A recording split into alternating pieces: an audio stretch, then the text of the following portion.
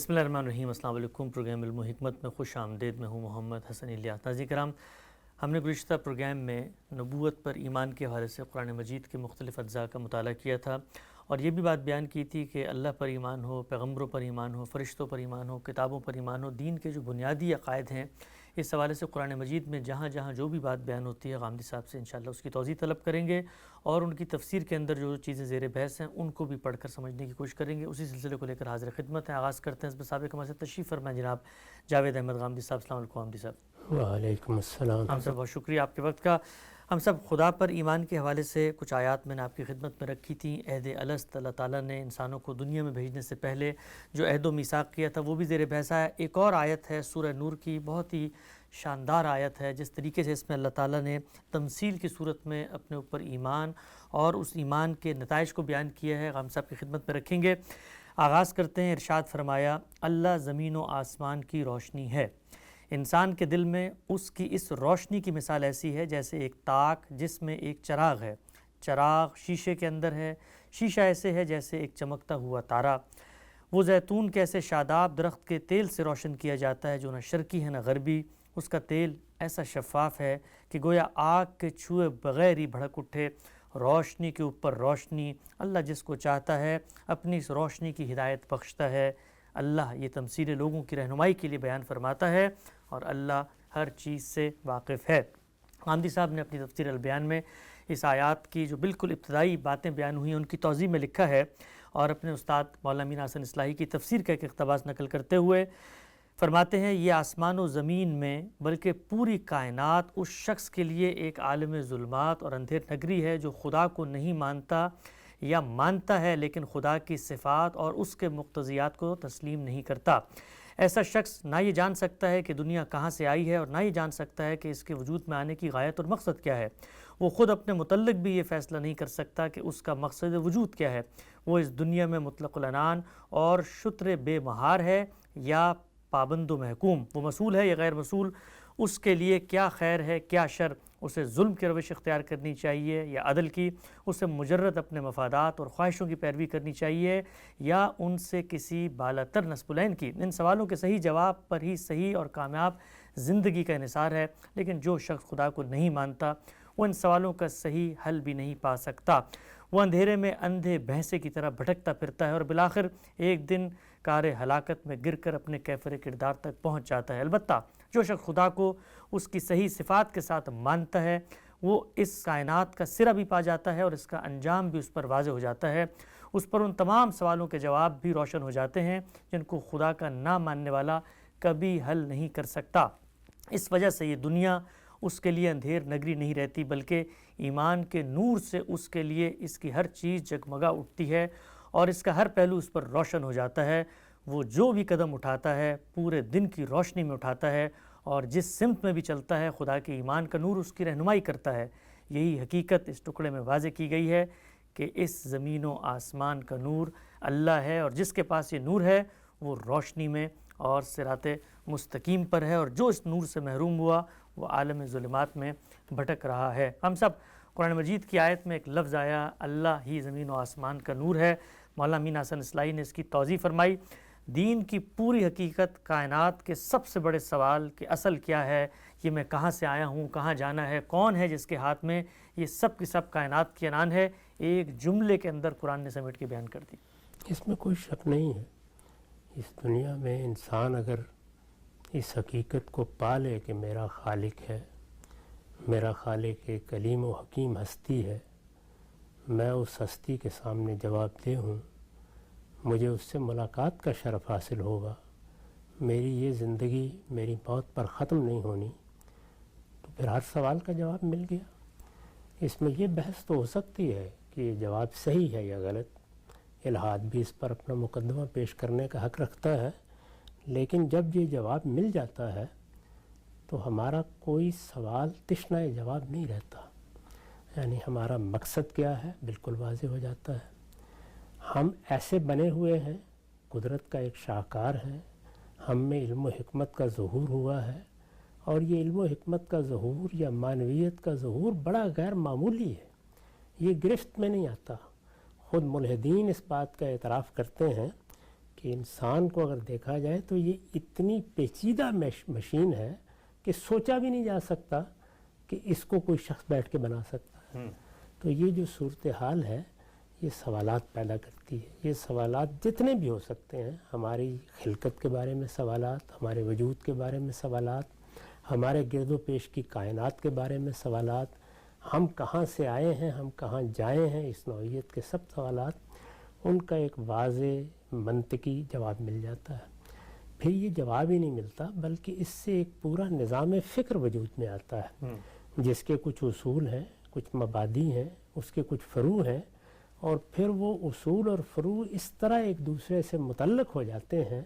کہ ہر چیز گویا ایک عمارت کی طرح ہمارے سامنے اوپر سے نیچے تک نمایاں ہو جاتی ہے۔ ہم یہ جانتے ہیں کہ اس کی نیو کیسے اٹھائی گئی ہے، ہم یہ جانتے ہیں کہ اس کے ستون کہاں کھڑے ہیں، ہم یہ جانتے ہیں کہ اس کی چھت کہاں ہے، اس کا کرس کہاں ہے، یہ سب چیزیں نمایاں ہو جاتی ہیں۔ تو یہ چیز انسان کے لیے سب سے بڑی نعمت ہے۔ سب سے بڑی نعمت کچھ دنیا میں مل سکتی ہے وہ یہی ہے کہ اس کے سامنے جتنے سوالات تھے ان کے نہایت واضح جواب اس کو مل گئے، اور وہ مطمئن ہو کر اب دائیں بائیں اوپر نیچے ہر چیز کو اپنے وجود سے مربوط کر سکتا ہے۔ اگر وہ اس کو نہیں مانتا تو پھر وہ ہوا میں معلق ہے، یعنی وہ زیادہ سے زیادہ کیا کہے گا، یہ کہ اس کائنات نے طبعی قوانین کے تحت مجھے وجود بخش دیا ہے، یہی کائنات میرے لیے خدا ہے۔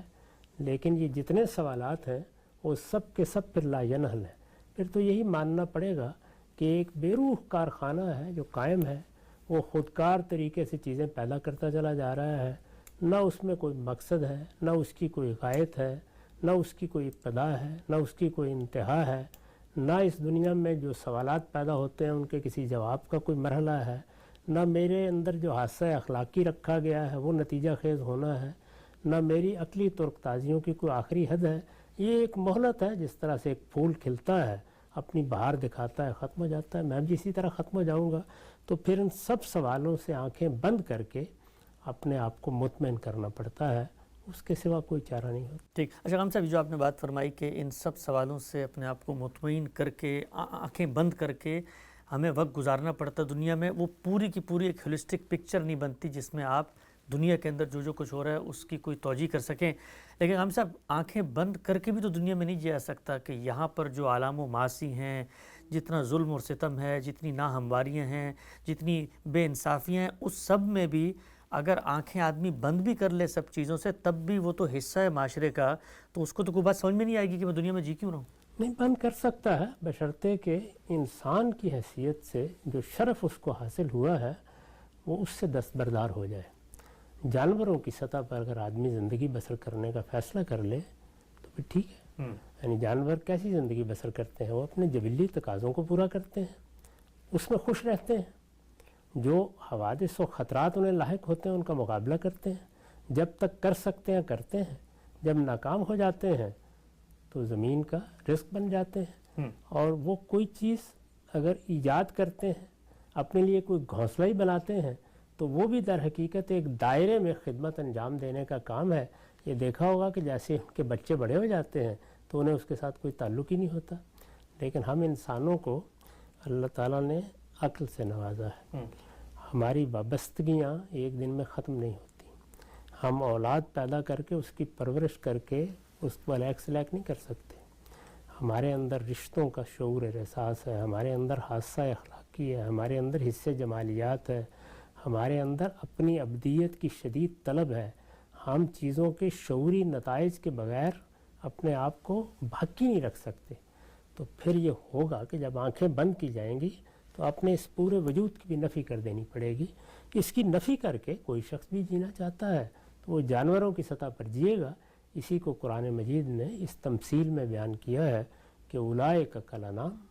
پھر وہ جانوروں کی طرح ہے۔ بہت اہم بات ہے، اسی کو مولانا اصلاحی نے یہاں پہ بیان کیا کہ اندھے بھینسے کی طرح انسان زندگی تو جی سکتا ہے اور پھر اندھیر نگری میں تو رہ سکتا ہے، لیکن کائنات اس کے لیے کوئی روشن حقیقت نہیں بنتی۔ اچھا غام صاحب، انہی آیات میں جو بات بیان کی گئی ہے اس سے ایک اور نقطہ بھی سامنے آتا ہے کہ جب اتنے بڑے سوال ہیں اور اتنے بڑے سوالوں کا جواب اگر کوئی خالق ہے تو پھر یہ اس کی ذمہ داری بنتی تھی نا کہ وہ ان سوالوں کے جواب کو مجھ تک پہنچائے، تو اللہ تعالیٰ یہ بھی بتا رہے ہیں کہ یہ جو زمین و آسمان پورا کا پورا ہے، اس کے اندر خدا ہی کا نور کار فرما ہے. گویا ایسا نہیں ہے کہ کائنات کو بنانے کے بعد میں تمہیں پہلی دفعہ خبر دے رہا ہوں، بلکہ زمین و آسمان بھی شہادت دیتے ہیں کہ خدا موجود ہے یہاں پہ. یعنی زمین و آسمان شہادت دیتے ہیں، انسان کی فطرت اس کی احتیاج محسوس کرتی ہے، عقل اس کا تقاضا پیدا کرتی ہے، اور پہلے دن سے اللہ تعالیٰ نے اس کا جواب دیا ہے. اسی وجہ سے تو میں نے عرض کیا کہ یہ پورا نظام فکر میرے وجود کی تحلیل کرتا ہے. میں کیا ہوں، میرا شعور کیا ہے، مجھے کیا صلاحیتیں دی گئی ہیں، میری کائنات کیا ہے. اس سب کو سامنے رکھ کر اللہ تعالیٰ نے وہ اسباب پیدا کیے ہیں جو میرے لیے قابل اطمینان، جو میرے لیے قابل اطمینان سطح پر اس کائنات کی توجیہ کر دیتے ہیں. تو یہ اسی لیے ہوتا ہے کہ میرے اندر یہ سب چیزیں موجود ہیں اور مجھے ان کا جواب چاہیے. آگے بڑھاتے ہیں. ان آیات کے اندر ایک بات فراہم کی گئی کہ جیسے طاق میں ایک چراغ رکھ دیا گیا ہو. ہم سب اس کے بارے میں لکھتے ہیں، اس میں طاق سے مراد انسان کا دل ہے، جو گویا ایک چراغ دان ہے، جس میں خدا کے نور ایمان کا چراغ جلا کر رکھ دیا جائے تو انسان کا ظاہر و باطن اس طرح روشن ہو جاتا ہے جس طرح اگر کوئی چراغ گھر میں کسی اونچی جگہ پر رکھ دیا جائے تو اس سے پورا گھر روشن ہو جاتا ہے. اچھا خان صاحب، اس سے یہ جو طاق سے مراد انسان کا دل، یہاں پر آپ نے اس کی توضیح کی، اس بات کو کھولا ہے اور بتایا ہے کہ اگر اس کے اندر ایک روشنی آ جائے تو پھر پورے کے پورے وجود اور شخصیت میں روشنی آ جاتی ہے. ایسے جیسے طاق میں کسی چراغ کو رکھ دیا جائے، وہ روشن ہو تو پورا گھر روشن ہو جاتا ہے. تو اس سے کیا بات ہمیں معلوم ہوتی ہے کہ اصل میں بنیادی طور پہ دل ہے جس کے اندر اس حقیقت کو پیوست ہونا ہے. وہ ایک دفعہ وہاں پیوست ہو گئی تو پھر اس کے بعد ہر چیز اپنی جگہ پہ روشن ہو جائے گی. انسانی وجود کا ایک ظاہر ہے، ایک باطن ہے. ظاہر کے لحاظ سے اگر بات کی جائے کہ چراغ آپ کے ٹخنے میں رکھ دیا گیا ہے یا آپ کے پاؤں پر رکھ دیا گیا ہے یا گھٹنے پر رکھ دیا گیا ہے تو ہر آدمی ہنس دے گا. ظاہر کے لحاظ سے دماغ ہے، ہر شخص یہی کہے گا کہ چیزیں دماغ سے کنٹرول ہو رہی ہیں. ہاتھ ہیں، پاؤں ہیں، جو کچھ بھی ہیں، ہمارے جتنے ہمارے اعصاب ہیں، وہ سب کے لیے کنٹرول روم کی حیثیت ہمارے دماغ کو حاصل ہے. اس سے آگے جا کر مذہب یا اللہ تعالیٰ ہمیں یہ بتاتے ہیں کہ تمہارا وجود اس زمین کی تخلیق نہیں ہے محض، یہاں سے تمہارا قالب تیار ہوا ہے. تمہارے اس قالب کا حصہ ہے تمہارا دماغ، لیکن تمہاری اصل شخصیت روحانی شخصیت ہے. وہ نفخ کے نتیجے میں تمہارے اندر پھونکی جاتی ہے. پہلی مرتبہ بھی وہ ایسے ہی آئی تھی. جب وہ آتی ہے تو جس جگہ ارتکاز کرتی ہے وہ تمہارا دل ہے. یہ غیر مرئی شخصیت ہے، لیکن جس وقت یہ تمہارے وجود کو کنٹرول کرنا شروع کرتی ہے تو اس کے لیے تمہارے دماغ ہی کی طرف جاتی ہے اور تم دماغ ہی سے اس کو دیکھتے ہو. تو مادی نظر سے جب دیکھا جائے گا تو بات دماغ پر جا کر رک جائے گی. یہ اطلاع اللہ تعالیٰ نے دی ہے اور یہ اطلاع ہے جس کی وجہ سے دل چاہتا ہے، دل میں یہ خیال اٹھتا ہے، دل اندھے ہو جاتے ہیں، دل بینا ہوتے ہیں. یہ سارے محاورے اور تعبیرات وجود میں آئی ہیں، یہ اسی اطلاع کے نتیجے میں وجود میں آئی. ٹھیک ہے جی، نقطہ بالکل واضح ہو گیا. آیت کے اندر ایک اور پہلو بیان ہوا تھا کہ اس کی جو روشنی ہے وہ اس قدر شفاف ہے. اس پر غامدی صاحب نے لکھا ہے یعنی خارجی اثرات سے پوری طرح محفوظ ہے، نہ اس کی لو کسی فلسفے کے زیغ و زلال یا خواہشات نفس کی ہوا کے جھونکوں سے منتشر ہونے پاتی ہے، اور نہ شیشے پر انحرافات کی کوئی گرد ہے کہ اسے میلا کر دے اور اس کی روشنی کے لیے حجاب بن جائے. وہ چمکتے ہوئے تارے کی مانند صاف و شفاف ہے. ہم سب ایک چھوٹی سی تمثیل چونکہ زیر بحث ہے، اس میں بات کی گئی پہلے کہ ایک طاقدان میں چراغ رکھ دیا گیا. چراغ سے کیا مراد ہے؟ اب بیان کیا اللہ تعالیٰ نے کہ اس کی روشنی اس قدر شفاف ہے کہ اس کے اندر کسی چیز کی آمیزش نہیں ہے. آپ نے اس کو کھولا کہ آمیزش یا تو فلسفے کی ہو سکتی ہے یا خواہشات نفس کی ہو سکتی ہے. ان سب ضلالتوں سے، گمراہیوں سے پاک ہے یہ خدا کی ہدایت، خدا کا جواب جو ہمیں مل رہا ہے. اس میں کیا شک ہے، یہی سب سے بڑی نعمت ہے. اس لیے کہ جب میں خود کوئی جواب تلاش کرنے کی صحیح کرتا ہوں تو بہت سے مراحل مجھے درپیش ہو جاتے ہیں. میری خواہشات ہیں، میرے جذبات ہیں. میں مثال کے طور پر عقلی لحاظ سے اس نتیجے ہی پر پہنچ جاؤں کہ میرا ایک خالق ہے اور وہ خالق کلیم و حکیم ہستی ہے، تو اب میں اپنی خواہشات سے اس کا حیولہ بناؤں گا. اس میں اگر آپ غور کر کے دیکھیں تو جتنا جی چاہے زور لگا دیجیے اس میں سزا جگہ نہیں پا سکتی. میں زیادہ سے یہ کہوں گا کہ اسے ماں کی طرح محبت کرنے والا ہونا چاہیے، میرے خدا کو میرے گناہ معاف کر دینے چاہیے، اسے کسی چیز کا محاسبہ کرنا ہی نہیں چاہیے، یہی کہوں گا جی تو میں جب اپنے طور پر کسی چیز کو تخلیق کروں گا تو یا تو اپنی خواہشات کے مطابق تخلیق کروں گا یا اپنی تمناؤں کے مطابق کروں گا. اسی طرح میں اگر اس کائنات کے سوالوں کا بھی اپنے طور پر جواب دینے کی صحیح کروں گا تو اس میں بھی میری خواہشات، میرے جذبات، میرے تعصبات یہ شامل ہو جائیں گے. اللہ تعالیٰ نے اسی کے پیش نظر یہ اہتمام کیا کہ تمہیں یہ جو علم و عقل کی روشنی دی گئی ہے یہ روشنی ہے، لیکن یہ چراغ راہ ہے، منزل نہیں ہے. اسے منزل تک پہنچانے کے لیے یہ ضروری تھا کہ اللہ تعالیٰ خود تمہاری ہدایت کا اہتمام کرتا. اللہ تعالیٰ نے پہلے دن سے یہ ہدایت کا اہتمام کیا ہے، اور جس طرح کہ ابھی آپ نے کہا یہ اس پروردگار نے خود فرمایا ہے کہ انا للہدا انا علینا الہدا، یہ ہماری ذمہ داری تھی کہ ہم ہدایت کا اہتمام کرتے. جس طرح اللہ تعالیٰ نے ہمیں پیدا کیا، ہمارے اندر اگر رزق کی ضرورت ہے تو اس کا اہتمام کیا، ہمیں اگر جبلتیں دی ہیں تو ان کی تسکین کا اہتمام کیا. کائنات میں جو چیزیں ہمارے گرد و پیش میں وہ ہم سے ہم آہنگ ہیں، ہمارے اندر احتیاجات ہیں تو وہ ان کو پورا کرتی ہیں. تو اسی طریقے سے ہدایت کی بھی احتیاج ہے، اور ہدایت کی یہ احتیاج بڑی شدت کے ساتھ ہر وقت انسان کے اندر ہوتی ہے کہ معاملات واضح ہونے چاہیے، سوالوں کا جواب ملنا چاہیے، چیزوں کا سرا ہاتھ میں آنا چاہیے، منزل طے ہونی چاہیے، مقصود واضح ہونا چاہیے، زندگی کیا ہے اس کی حقیقت متعین ہونی چاہیے. اور پھر جو ناتمامی ہے زندگی کی، سب سے بڑا مسئلہ وہ ہے، یعنی ناتمامی اگر جواب حاصل نہ کر سکے کہ کیوں ہے، تو یہ حقیقت ہے کہ کسی صاحب فکر نے اگر یہ کہا تو غلط نہیں کہا کہ ایک حساس انسان تو اس کے بعد خودکشی کر لے، کیونکہ بے معنی ہو جاتی ہے ساری زندگی. تو ان سب چیزوں کا ایک واضح متعین جواب میری احتیاج ہے، انسان کی حیثیت سے میری ضرورت ہے، میں محتاج ہوں اس کا. یعنی جس طرح سے میں کھانے کا محتاج ہوں، پینے کا محتاج ہوں، اسی طرح ہدایت کا محتاج ہوں.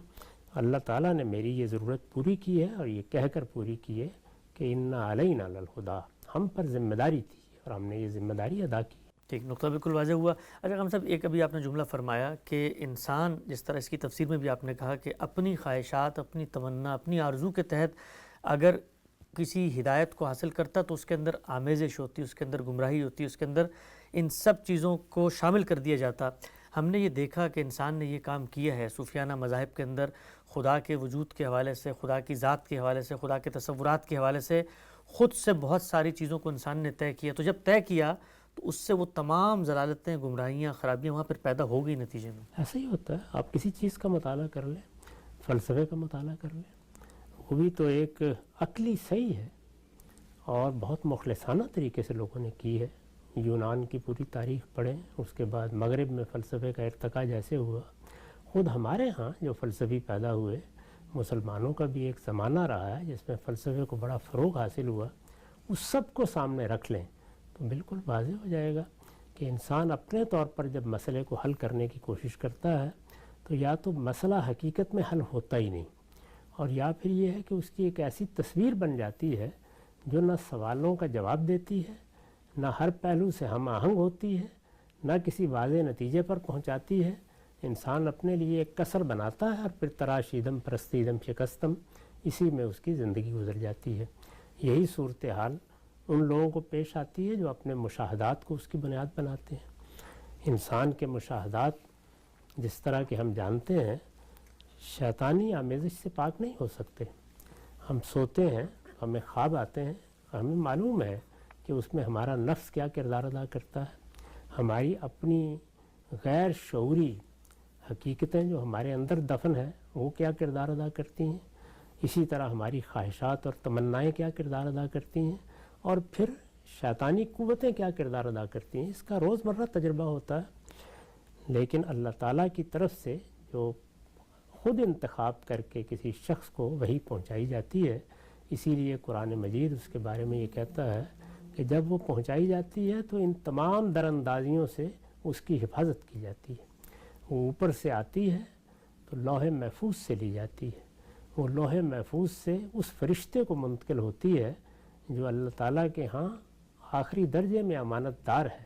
اور اتنی طاقت رکھتا ہے کہ اس کائنات کی کوئی قوت اس پر اثر انداز نہیں ہو سکتی. وہ پوری حفاظت سے اس کو پیغمبر کے قلب پر منتقل کرتا ہے, باہر نہیں چھوڑ جاتا, اور وہاں سے پھر وہ انسانوں تک پہنچائی جاتی ہے. تو یہ سارا اہتمام اس لیے کیا جاتا ہے تاکہ وہ تمام در اندازیوں سے بالکل پاک رہے. اس کا کوئی شخص تجربہ کرنا چاہے تو فلسفے اور تصوف کے مباحث کو سامنے رکھ لے اور اس کے متوازی قرآن مجید کے بیانات کو رکھتے بالکل واضح ہو جائے گا کہ وہ دین, وہ ہدایت, وہ حقائق جو اس طرح کی ہر آمیزش سے پاک ہیں, وہ کس طرح جڑ سے لے کر اوپر تک,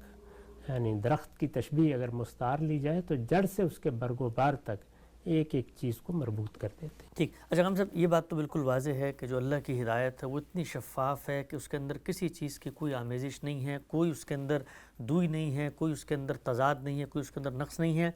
لیکن خدا کی اسی کتاب کی تعبیر و تشریح جب کی جاتی ہے تو اس میں بے تحاشا اختلافات بھی پیدا ہو جاتے ہیں, اور ایسے اسر و اغلال بھی خود دین کی ہدایت کے ارد گرد جوڑ کے لوگوں کو پیش کی جا رہے ہوتے ہیں کہ خود دین کی ہدایت لوگوں کے لیے ریلیونٹ بننا شروع ہو جاتی ہے. تو جہاں پر اللہ کی یہ بڑی نعمت ہے, اللہ کا یہ بڑا احسان ہے کہ اس نے ہمیں اپنی کتاب دی جو بالکل واضح اور شفاف ہے, وہاں پر یہ ہماری بدقسمتی ہے کہ اس کتاب کو لینے اور ملنے کے بعد پھر ہم اس میں فلسفے کی, کلام کی, تاریخ کی, تصوف کی, فقہ کی, ان چیزوں کی آمیزش کر دیتے ہیں. کیا یہی وجہ ہے کہ آپ پھر عام مسلمانوں کو کہتے ہیں کہ سب سے پہلے اللہ کی کتاب کو براہ راست پڑھیں, اس کے بعد لوگوں کی تعبیر, توضیح, تشریحات کی طرف جائیں؟ یہی ہونا بھی چاہیے. یعنی اگر کسی آدمی نے کسی علم یا فن کا مطالعہ کرنا ہے تو اس کی کوئی ترتیب ہوگی. جتنی خرابیاں ہمارے فہم میں پیدا ہوتی ہیں وہ سب یہیں سے پیدا ہوتی ہیں. یعنی دین, مذہب وہ تو اللہ تعالیٰ نے دے دیا اور نہایت محفوظ صورت میں دے دیا. یعنی اپنے کلام کی صورت میں قرآن نازل کر دیا. اپنے کلام کی صورت میں کا مطلب یہ ہے کہ کسی معنی سے لے کر اس کی صورت تک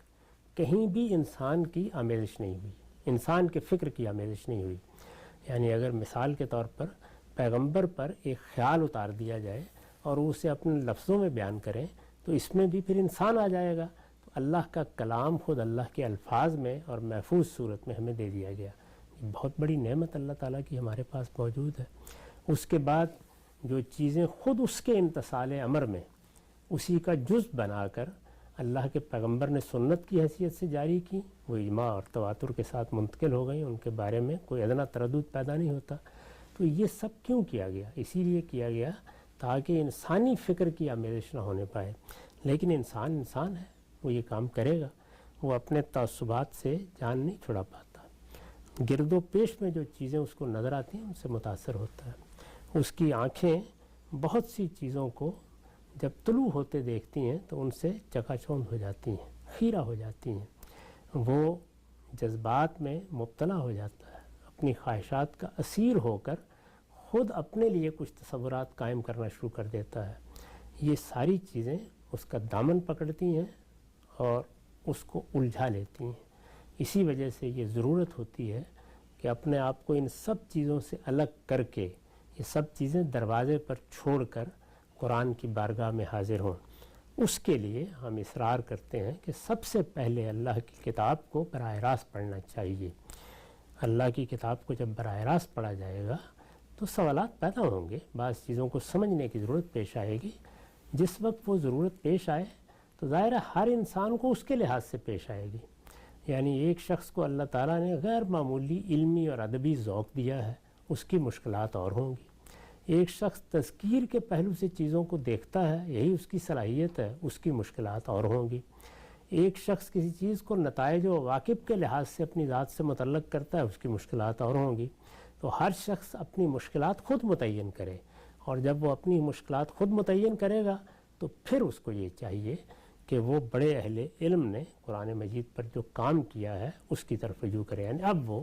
دیکھے گا کہ کسی تفسیر کرنے والے نے, کسی شرح کرنے والے نے کسی چیز کو کیسے سمجھا ہے, اس کی طرف رجوع کرے گا. یا اس کا اطمینان ہو جائے گا یا نہیں ہوگا. اگر نہیں ہوا تو پھر اپنے زمانے کے اہل علم کی مراجعت کرے گا. یہ صحیح ترتیب ہے. یہی ترتیب ہر آدمی کو ملحوظ رکھنی چاہیے. قرآن مجید کے مطالعے میں اس سے مختلف کوئی طریقہ اگر اختیار کیا جائے گا تو پھر آدمی بہت سی چیزیں اپنے دماغ میں لے کے چلا جائے گا, اور وہ قرآن کی ہدایت کا براہ راست مخاطب نہیں بن سکے گا۔ جو قصے سنے ہوئے ہیں، جو کہانیاں سنی ہوئی ہیں، جو والدین نے باتیں بتائی ہیں، اساتذہ نے بتائی ہیں، جس وقت پہلی مرتبہ قرآن کی طرف جائیں تو یہ ساری چیزیں باہر چھوڑ جائیں اور براہ راست دیکھیں کہ اللہ کی کتاب اپنے آپ کو کیسے پیش کرتی ہے یا اپنے فکر کو کیسے پیش کرتی ہے۔ اس سے جو بات سمجھ میں آئے اس کو اس ترتیب کے ساتھ پھر اپنے ذہن، اپنے فکر کا حصہ بنائیں۔ وہ آپ کے لیے آپ کا مذہبی فکر بن جائے گا، اور وہی ہے جس کے لیے میں اور آپ قیامت کے دن جواب دیں۔ نقطہ بالکل واضح ہو گیا، آگے بڑھاتے ہیں۔ آیت کے اندر یہ جو پوری کی پوری ایک تمثیل بیان کی گئی چراغ کی، اس میں تیل کی شفافیت بھی زیر بحث آئی جس سے وہ چراغ روشن ہوتا ہے، اس کی بھی امام صاحب نے وضاحت کی ہے۔ یعنی ایمان کا یہ چراغ جس فطری طلب و استعداد کے تیل سے روشن ہوتا ہے وہ وسط باغ کے درختوں کا تیل ہے جو زیادہ شاداب ہوتے ہیں، چنانچہ ان کا تیل بھی زیادہ لطیف ہوتا ہے اور زیادہ تیز روشنی دیتا ہے۔ اس کے برعکس باغ کے مشرق و مغرب میں کناروں کے درخت ہمیشہ دھوپ اور ہوا کی زد میں رہتے ہیں، لہٰذا اس لیے زیادہ اچھے بھی پھل بھی نہیں دیتے۔ اس سے اگر غور کیجئے تو طلب و استعداد کے عین نقطہ اعتدال پر قائم ہونے کی طرف بھی اشارہ کیا گیا ہے۔ اچھا ہم سب اس پر آنے سے پہلے کہ یہاں جو یہ بات بیان ہوئی ہے، یہ جو کھولی ہے آپ نے بات، یعنی بظاہر تو اللہ تعالیٰ نے ایک چھوٹی سی مثال بیان کر دی، اور جب مثال بیان کی تو اس کا مقصد بھی یہ تھا کہ مثال کے اندر کسی چیز کی مثال بیان کی ہے تو غور و فکر کرو۔ تو بظاہر تو اب تفسیر کے بغیر مثال کے طور پہ اگر خود اسی آیت کو پڑھیں تو سمجھ میں نہیں آتا، یہ تو آپ کی تفسیر ہی میں سامنے پڑھ کے بیان کر رہا ہوں تو اس سے خود تمثیل سمجھ میں آ رہی ہے۔ ایسا ہی ہوگا، میں نے اسی لیے عرض کیا کہ قرآن مجید ایک بے مثال ادب پارہ ہے، اس میں بہت سی چیزیں ہیں جو مختلف علوم و فنون کی طرف اشارہ کرتی ہیں، اس میں تشبیہات ہیں، اس میں استعارے ہیں، اس میں تمثیلات ہیں، اس میں تلمیحیں ہیں، اس میں تاریخی واقعات کی طرف اشارے کیے گئے ہیں۔ یہ سب چیزیں ہوں گی، لیکن اس تک جانے کا راستہ کیا ہے؟ وہ راستہ یہ ہے کہ میں جاؤں گا تو میری مشکلات ہیں، اچھا، کوئی اور جائے گا تو اس کی مشکلات ہیں۔ وہ پہلے جا کے اپنی مشکلات متعین کرے گا تو مثال کے طور پر وہ اس آیت پر پہنچا ہے، اور اس آیت کو اگر وہ پوری طرح اپنی گرفت میں نہیں لے سکا تو اب وہ دیکھے کہ اس کے بارے میں کسی مفسر نے کیا لکھا ہے۔ اسی آیت کو دیکھ لیں، اس کے بارے میں ایک زاویہ نظر یہ رہا ہے کہ یہ در حقیقت اللہ تعالیٰ کی ذات کو بیان کرتی ہے۔ اچھا، ہم نے یہ بتایا ہے کہ نہیں، اس طرح نہیں ہے، اور اس کی دلیل دی ہے، خود آیت کے اندر اس کی دلیل موجود ہے کہ یہ ایمان کی روشنی، یعنی اللہ پر ایمان کی جو روشنی انسان کے دل میں اترتی ہے، یہ اس کی تمثیل ہے۔ یہ بتایا گیا ہے کہ اگر اس دل میں ایمان ہے تو وہ کیا چیز ہوگی، اور اگر ایمان نہیں ہے تو پھر کیا چیز ہوگی۔ تو یہ ساری مشکلات تو ہم لوگوں کو پیش آتی ہیں جن کی ساری زندگی قرآن مجید کو پڑھتے ہوئے گزری ہے، اس لیے کہ ایک بڑی بے مثال کتاب، ایک ادب پارہ، اس میں بعض اوقات خود ہمیں غور کرنا ہوتا ہے، دیکھنا ہوتا ہے، بعض مشکلات پیدا ہو جاتی ہیں، وہ آج بھی پیدا ہو جاتی ہیں۔ کبھی ہم کسی چیز کے بارے میں خیال کر لیتے ہیں کہ یہ آخری درجے میں سمجھ میں آ گئی، لیکن دوبارہ پڑھتے ہیں تو یہ اندازہ ہوتا ہے کہ نہیں، وہاں کوئی لفظ نظر انداز ہو گیا تھا، کوئی اسلوب ہماری گرفت میں نہیں آیا تھا، چنانچہ دوسرے اہل علم اس کو واضح کرتے رہتے ہیں۔ تو یہ علم کو حاصل کرنے کا مختلف مراحل ہیں، وہ ہوتے ہیں، ہر جگہ ہوں گے، آپ نے شروع کیسے کرنا ہے۔ ٹھیک۔ اچھا ہم سب یہ بات بیان کیجیے گا، جس وقت قرآن نازل ہو رہا ہے، ظاہری بات ہے یہ تو کچھ مخاطبین موجود ہیں، نسات محمد صلی اللہ علیہ وسلم کی زبان سے اس کا اظہار ہوتا ہے، وہ اس کو سنتے ہیں، وہاں پر تو نہ تفسیر ہے نہ کوئی اور چیز ہے، تو کیا یہ جو بات اللہ تعالیٰ نے بیان کی کہ مثال کے طور پہ تاک میں چراغ ہے، چراغ میں تیل ہے، اس کی روشنی ایسے ہے، یہ سننے والوں کو اس کے اندر جو معنویت ہے، جو گہرائی ہے، جو اس کی حقیقت ہے، وہ کیا سب کی سب بغیر تفسیر کے واضح ہو رہی تھی؟ اتنی سادہ بات تو ہر آدمی کی سمجھ میں آ جائے گی نا، جو ترجمہ ہی پڑھے گا کہ اس میں ایک مثال بیان کی گئی ہے کفر اور ایمان کی، کیونکہ آگے واضح کر دیا اللہ تعالیٰ نے والذین کفروا اعمالہم کسراب بقیہ سے، تو یہ بات تو واضح ہو جائے گی اور وہ اس کو اجمال میں سمجھ لے گا۔ اب رہی اس کی تفصیلات تو وہ تو صحابہ کرام میں بھی زیر بحث رہتی تھیں، بعد کے علماء میں بھی زیر بحث رہتی تھی، اس لحاظ سے قرآن مجید کے بارے میں بالکل صحیح بات فرمائی گئی ہے کہ لا تنقضی عجائبہ، میری، آپ کی، زمخشری اور رازی کسی کی تفسیر پر بھی اس کے عجائب ختم نہیں ہوں گے، لیکن یہ سلسلہ کیا ترتیب کا تقاضا کرتا ہے، اس کی طرف اشارہ کیا جاتا ہے، داخل کہاں سے ہونا ہے۔ آپ اگر اعلیٰ ترین علم بھی حاصل کرنا چاہتے ہیں تو یہ بتائیں گے نا کہ اس کے لیے ضروری ہے کہ پہلے آپ فلاں چیز سیکھیں، پھر یہ چیز سیکھیں، پھر یہ چیز سیکھیں۔ تو قرآن تک رسائی کا بھی صحیح طریقہ یہ ہے کہ پہلے انسان اپنی استعداد کے مطابق سادہ طریقے سے قرآن مجید کو سنے یا اس کو پڑھے، اور جس وقت وہ اس کا سادہ ترجمہ پڑھے گا یا سنے گا، عربی زبان جانتا ہے تو براہ راست سنے گا، تو جو چیز بھی اس تک واضح ہو گئی ہے وہ واضح ہو گئی، جہاں جہاں اشکال ہو گئے اب رجوع کرنا شروع کرے گا، جب رجوع کرنا شروع کرے گا تو پھر شوق پیدا ہوگا، اب علم کی دنیا کی پھر کوئی انتہا نہیں، پھر وہ تفسیریں پڑھے، پھر ان کا تقابل کرے، پھر اس کے بعد یہ بھی ہو سکتا ہے کہ اس کے دل میں یہ جذبہ پیدا ہو کہ میں تو اپنے آپ کو اسی علم کے لیے خاص کر دوں گا، میں خود اس کی مثال ہوں، یعنی میرے لیے تو یہ مسئلہ نہیں تھا کہ مجھے ایک مدرسے میں بھیج دیا گیا تھا جہاں مجھے دین کا عالم ہی بننا تھا، یعنی اسلام کے علوم یا السنہ شرقیہ یا عربی زبان، فارسی زبان اور اس طرح کی چیزیں وہ اسی طرح پڑھائی گئی تھیں جس طریقے سے انگریزی پڑھائی گئی، جس طرح اردو پڑھائی گئی، جیسے ہمارے ہاں مدرسے کی تعلیم ہوتی ہے یا اسکول میں ہم چیزوں کو سیکھتے ہیں، کوئی خیال بھی نہیں تھا، وہم بھی نہیں تھا کہ اس کے نتیجے میں ہم دین کے عالم بن جائیں گے، یعنی وہ چیزیں حاصل تھیں، لیکن اپنے سوالات پیدا ہوئے، اپنے اشکالات سامنے آئے، تو علم کی طلب پھر آہستہ آہستہ وہاں لے جاتی ہے، تو سچی طلب اگر آدمی کے اندر ہے تو یہ ہو سکتا ہے کہ وہ تذکیری پر رک جائے، یہ ہو سکتا ہے وہ قوامض میں اترے، یہ ہو سکتا ہے کہ وہ آگے جا کر تمام علوم کو سامنے رکھ کر اس قرآن کا مطالعہ کرے، یعنی یہ پھر آگے علم کے مراحل ہیں، وہ جہاں جانا چاہتا ہے جائے۔ نقطہ بالکل واضح ہو گیا۔ اچھا غم صاحب، یہ جو بات یہاں پہ بیان ہوئی کہ آپ نے آخر میں لکھا اگر غور کیجئے تو طلب و استعداد کے عین نقطہ اعتدال پر قائم ہونے کی طرف بھی اشارہ کیا گیا، جب یہ کہا گیا ہے کہ وہ جو تیل ہے وہ نہ شرق ہے نہ غرب ہے، اس سے کیا مراد ہے؟ یعنی طلب استدلال کے عین نقطہ اعتدال پر قائم ہونے کی، یعنی انسان کے اندر خواہش ہے نا اس بات کی کہ مجھے ہدایت ملے، تو یہ خواہش بعض اوقات حدود سے متجاوز ہو جاتی ہے۔ اچھا، ہم دیکھتے ہیں بہت سی چیزوں کے بارے میں بعض لوگ یہ خیال کرتے ہیں کہ اس سوال کا جواب بھی ملنا چاہیے، اس کا بھی ملنا چاہیے، نہیں، سب سے پہلے آپ اپنے حدود علم کو متعین کر لیں۔ یہ ہمارے حدود علم، آپ دیکھیے حدود علم پر بہت کام کیا ہے لوگوں نے، بہت سوچا ہے، غور کیا ہے، اگر آپ اس کا خلاصہ کریں تو بالکل واضح ہے کہ مجھے علم کے جو ذرائع دیے گئے ہیں وہ میرے ظاہری اور باطنی حواس ہیں، ان سے میرا اشیاء سے تعلق پیدا ہوتا ہے، تصورات سے تعلق پیدا ہوتا ہے، باطن سے تعلق پیدا ہوتا ہے، ظاہر سے تعلق پیدا ہوتا ہے، تو میرے لیے ذریعہ علم یہی بنتے ہیں، اس سے میں وجودی حقائق سے دوچار ہو جاتا ہوں، یعنی جو میرے اندر ہے میں اس کو دیکھ لیتا ہوں، جو میرے باہر ہے اس کو دیکھ لیتا ہوں، اس کے بعد مجھ کو عقل دی گئی ہے جو اس سے استنباط اور استخراج کرتی ہے، انفر کرتی ہے چیزوں کو، وہ عقلی استدلال سے کسی چیز کا امکان پیدا کر دے گی، کسی چیز کو وجوب کے درجے تک لے جائے گی، اور میرے علم کے حدود یہی ہے،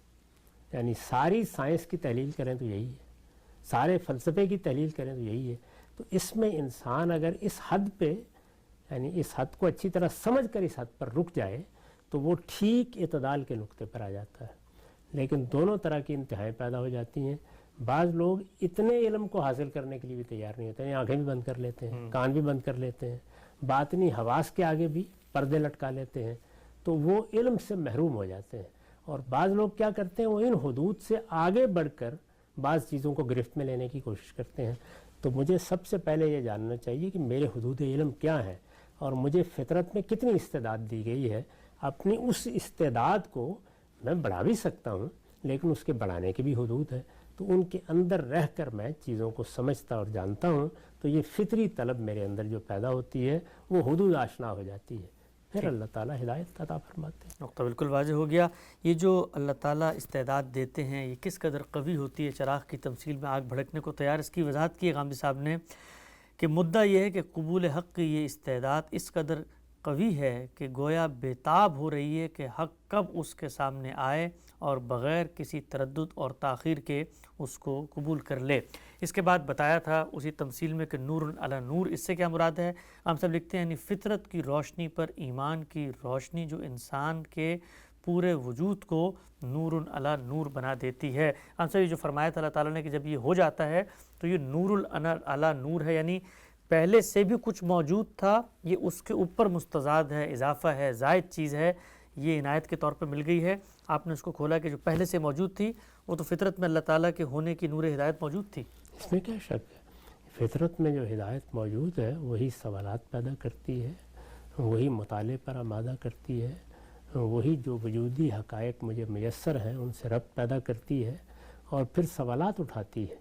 پھر عقل اس کا جواب دیتی ہے، اور جب وہ جواب دے دیتی ہے تو میرے سامنے ایک اجمالی تصور آ جاتا ہے، لیکن وہ اجمالی تصور پوری طرح مجھے مطمئن نہیں کرتا، میرے سارے سوالوں کا جواب بھی نہیں دیتا۔ میں اگر اس کو لے کر جاتا ہوں تو وہ فطری استعداد ہے، طلب ہے میرے اندر، پھر اللہ تعالیٰ کی طرف سے جو ہدایت آتی ہے وہ نور علی نور کر دیتی ہے۔ یعنی کچھ روشنی میرے پاس تھی، میں نے اس چراغ کی لو اور بڑھا لی، یہاں تک کہ سارا عالم اس سے روشن ہو جاتا۔ ٹھیک، اچھا خان صاحب، اس سے ایک اور نقطہ واضح ہوا کہ اگر وہ فطرت کا چراغ مدھم ہو چکا ہے یا بجھ چکا ہے تو پھر خدا کی ہدایت بھی اس ریسیور کے ساتھ جا ہی نہیں سکتی، اس لیے پہلے اس چراغ کو جلانا ہوگا، پھر یہ آ کر اس کے ساتھ جڑ سکے گی۔ یہ ضروری ہے، اسی کو بیان کیا ہے قرآن مجید نے نور علی نور کی تمثیل میں، کہ اپنے آپ کو روشنی میں رکھو۔ یعنی جو تم نے اپنے اوپر پردے ڈال لیے ہیں یا حجاب پیدا کر لیے ہیں ان کو دور کرتے رہو۔ انسان کو ہمیشہ یہ کوشش کرنی چاہیے، تعلیم یہی ہے، تربیت یہی ہے کہ وہ حجابات کو اتارتا رہے۔ یہ حجابات ہماری تربیت پیدا کر دیتی ہے، یہ ہمارا پس منظر پیدا کر دیتا ہے، یہ ہماری تعلیم پیدا کر دیتی ہے، یہ گرد و پیش کے فلسفے پیدا کر دیتے ہیں۔ ہم جن حالات سے گزرتے ہیں تو ان کو دور کر کے اپنی فطرت کے چراغ میں جتنی روشنی ہے اس کو اگر آپ نمایاں رکھیں گے تو پھر اللہ تعالیٰ کی یہ روشنی بھی ہوگی، نہیں تو پھر وہ حجابات بعض اوقات اترنے سے انکار کر دیتے ہیں۔